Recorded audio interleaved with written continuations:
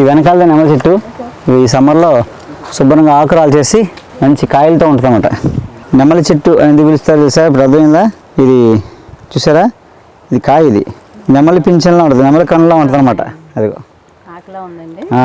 నెమలి కన్ను ఉంటుందా, నెమలి ఏకలో, ఆ నెమలి పింఛన్లో అలా ఉందా లేదా? అది ఆ మధ్యలో గింజ ఉంటుంది అన్నమాట, మధ్యలో పప్పు ఉంటుంది. అది గుమ్మడికాయ పప్పులాగా, బాదం పప్పులాగా బాగుంటుంది, టేస్టీగా ఉంటుంది. అందుకు దీన్ని నెమలి చెట్టు అని పిలుస్తారు. అయితే ఈ పప్పు తిన్నాం అనుకోండి, ఇది కొంచెం ఏరుకోవడం కష్టం.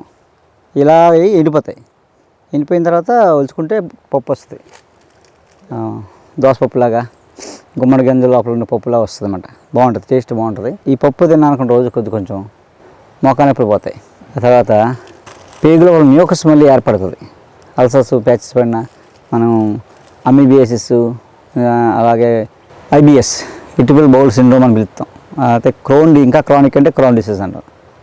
అలాంటి వాటికి ఈ పప్పు తింటే మళ్ళీ లోపల మ్యూకస్ అంతా ఫామ్ అయ్యి మళ్ళీ ఆ ఇంటెస్టైన్స్ అన్నీ సెట్ అవుతాయి అన్నమాట. ఈ పప్పు తింటే కీళ్ళ నొప్పులు తగ్గుతాయి, జీర్ణశక్తి బాగుంటుంది, ఫ్రీ మోషన్ అవుతుంది, ప్రోబయోటిక్స్ అంటాం కదా, దాని బదులు ఇది చాలా బెస్ట్ అనమాట. అలా బోల్డ్ ఉపయోగాలు.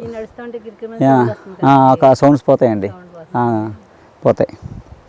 అలా నెమలి కాయల పప్పు.